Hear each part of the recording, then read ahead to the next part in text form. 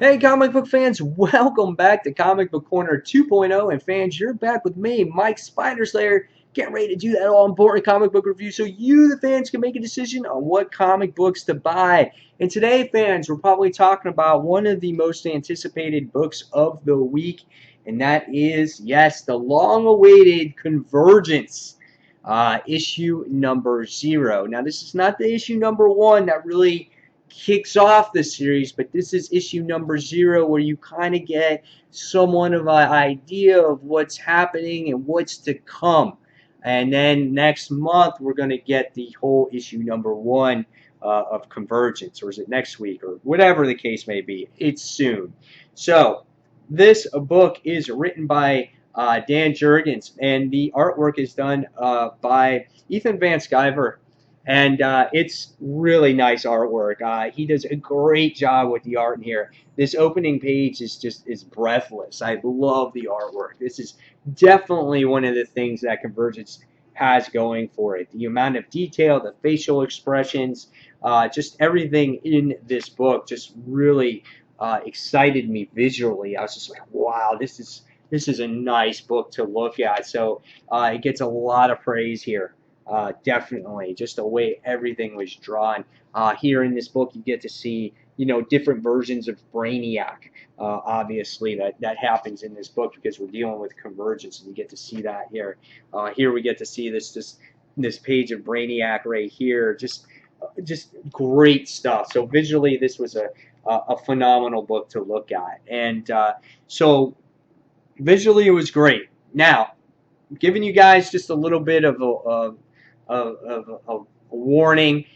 Yes, I will show spoilers. Also, I don't have the history, say, as many of you guys do when it comes to the DC universe. So I might miss a few things. I might be a little bit lost when I do these Convergence reviews. This is me looking at it as a new reader, basically, because the only DC stuff I've mainly read was New 52 stuff, and some Green Lantern stuff before the New 52 came out when it comes to Kyle Reiner, Blackest Night, Brightest Day, obviously Green Lantern stuff. So bear with me if I don't catch everything here, but this is me looking at it as a new reader. If I'm going to say, hey, look, this looks interesting, I'm going to pick this up for a first time. So I'm going to give you, kind of like my opinion on this, obviously. So, all right, so the book opens up here with Superman, and it looks like based off of what happened in the Doomsday virus, he winds up waking up into after coming out of this black hole or whatnot, and he comes across the Master, Brainiac, and and he doesn't know where he's at. He's just like in space and wherever, and he's just like, "Bring me home. I want to go home." And Brainiac's just like, he just kind of leaves him there. He's chained up, and Superman, all he wants is to go back home. And at the same time, Brainiac's trying to explain to him that he's been watching all these different versions of himself, and no matter what happens, he's died nobly, but he's always died or something's happened, always sacrificing himself. But he's letting Superman know that there's kind of all these different versions of himself. And Superman kind of doesn't really get it. He's just like, I just want to go to my home. I don't want to be here. I want to go to my home. And the book constantly makes this explanation, Brainiac saying, but you are home. This is just a different version of your home.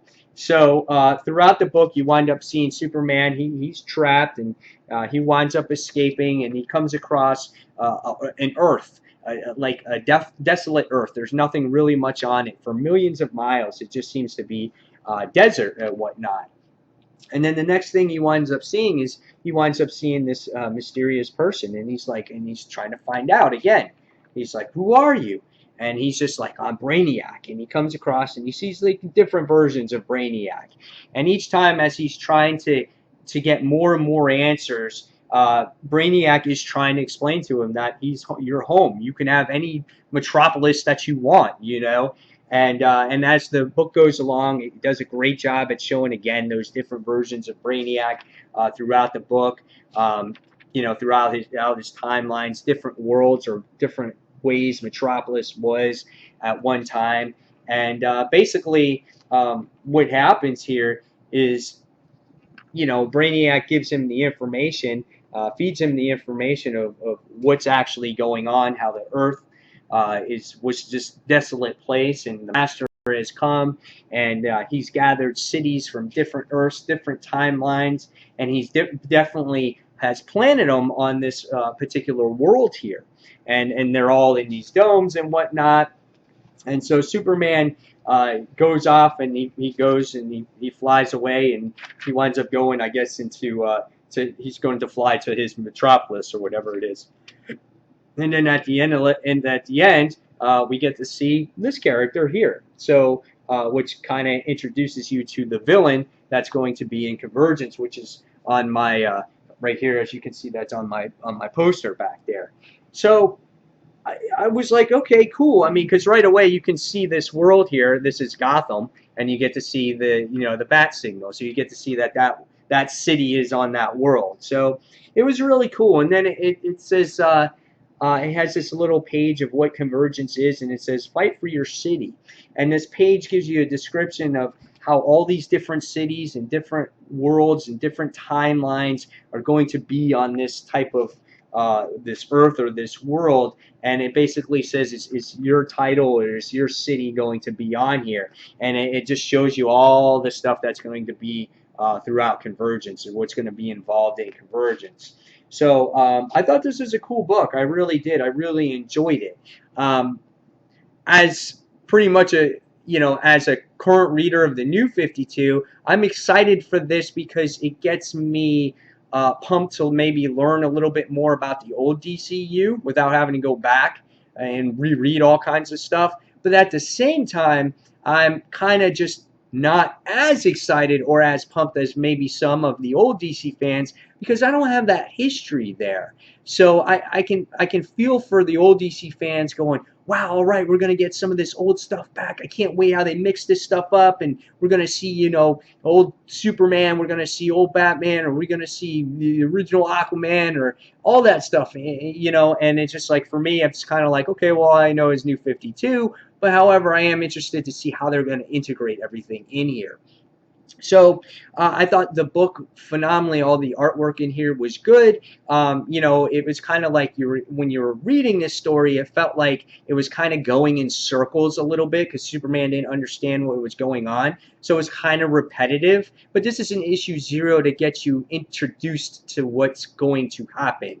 So I guess to get a real good judge on what Convergence is truly how the story kicks off is obviously in issue 1. But this does a great job at setting everything up and getting you excited for the event to come. So after reading this book, I'm going to give this one a 4 out of 5 stars. I thought it was a solid read. I love the artwork in here, and I think it's going to get people excited of what's to come, especially, I think, older DC fans. So fans, in the comments below, tell me what you thought of Convergence issue number 0. And as always, fans, thank you for watching Comic Book Corner 2.0. And until that next comic book review, fans, this is Mike Spider Slayer signing off. Thanks for watching. Take care. See you soon. Bye.